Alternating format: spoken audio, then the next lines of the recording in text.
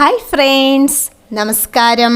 എൻ്റെ എല്ലാ കൂട്ടുകാർക്കും സുനിതാസ് യൂണി കിച്ചണിലേക്ക് സ്വാഗതം. ഇന്ന് നമ്മൾ വളരെ ടേസ്റ്റി ആയിട്ടുള്ള വെജിറ്റബിൾ കുറുമയാണ് തയ്യാറാക്കിയെടുക്കുന്നത്. പ്രഷർ കുക്കറിൽ നമുക്ക് വളരെ എളുപ്പത്തിൽ ഈ ഒരു കുറുമ തയ്യാറാക്കിയെടുക്കാവുന്നതേ ഉള്ളൂ. നല്ല രുചിയിൽ വളരെ എളുപ്പത്തിൽ തയ്യാറാക്കിയെടുക്കാൻ കഴിയുന്ന ഈ ഒരു വെജിറ്റബിൾ കുറുമ എങ്ങനെയാണ് തയ്യാറാക്കിയെടുക്കുന്നതെന്ന് കണ്ടു നോക്കാം. ഈ ഒരു പ്രഷർ കുക്കറിലാണ് നമ്മൾ ഇന്നിവിടെ കുറുമ തയ്യാറാക്കിയെടുക്കുന്നത്.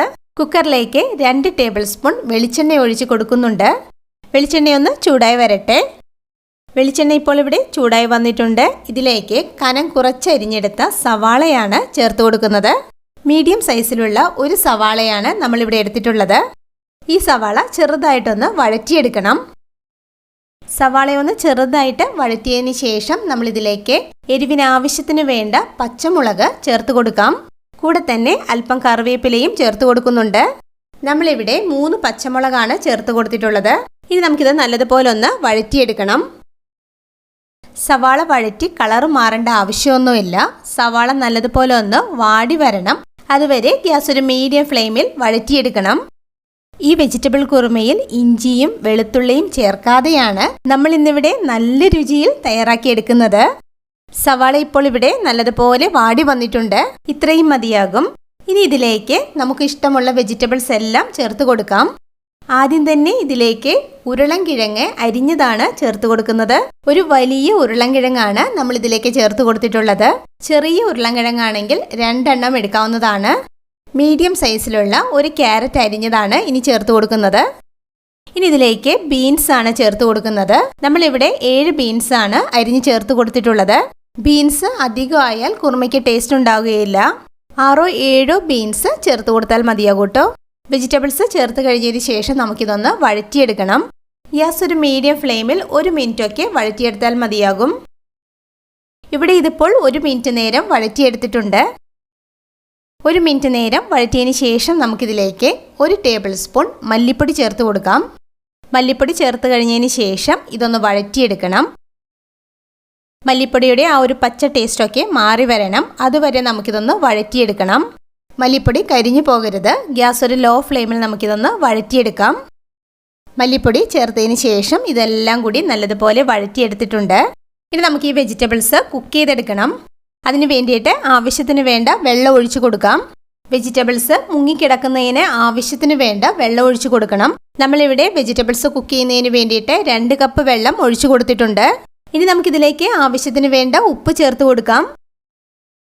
ഉപ്പ് ചേർത്ത് നല്ലതുപോലെ മിക്സ് ചെയ്തതിന് ശേഷം കുക്കർ അടച്ചു വെച്ചിട്ട് നമുക്കിത് കുക്ക് ചെയ്തെടുക്കാം. ഗ്യാസ് ഹൈ ഫ്ലെയിമിൽ 1 വിസിൽ മതിയാകും. അപ്പോഴേക്കും നമുക്ക് വെജിറ്റബിൾസ് പാകത്തിന് കുക്കായി കിട്ടിയിട്ടുണ്ടാകും. വെജിറ്റബിൾസ് ഇവിടെ കുക്കായി വരട്ടെ. ഇനി നമുക്ക് കുറുമയ്ക്ക് വേണ്ടിയിട്ടുള്ള നാളികേരത്തിന്റെ അരപ്പ് റെഡിയാക്കി എടുക്കണം. അതിനു വേണ്ടിയിട്ട് 1 കപ്പ് ചിരകിയ നാളികേരം ഈ ഒരു മിക്സിയുടെ ജാറിലേക്ക് ഇട്ട് കൊടുക്കുന്നുണ്ട്. ഇനി നമുക്ക് കാഷ്യൂ നട്ട്സ് ആണ് ആവശ്യമുള്ളത്. 8-10 കാഷ്യൂ നട്ട്സ് ഇതിലേക്ക് ചേർത്ത് കൊടുക്കണം.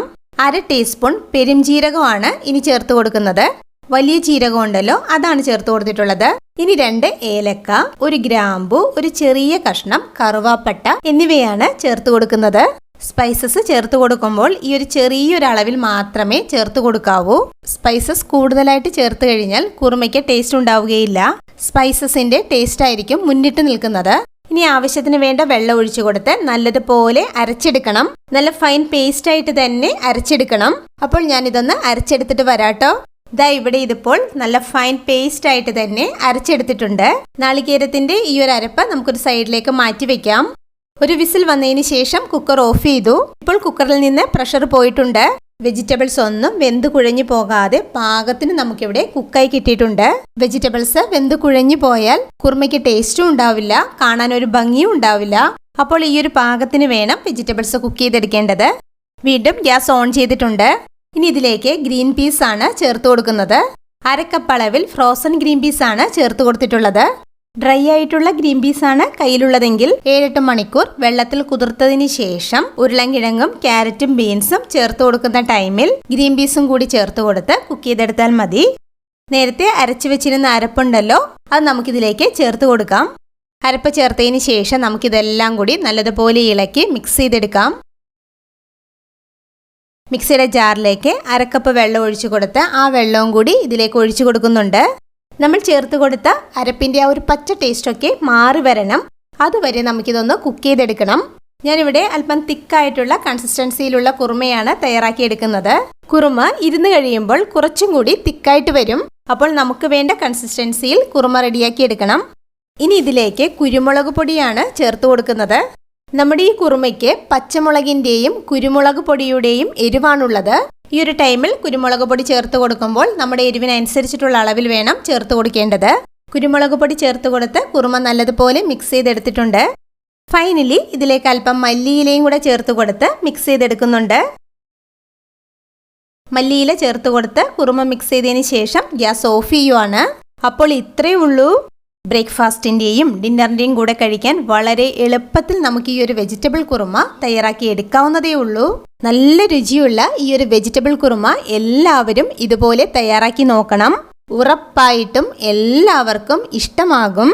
വീഡിയോ ഇഷ്ടമായാൽ ലൈക്ക് ചെയ്യാനും ഷെയർ ചെയ്യാനും സബ്സ്ക്രൈബ് ചെയ്യാനും മറക്കല്ലേ. Thank you. ബൈ.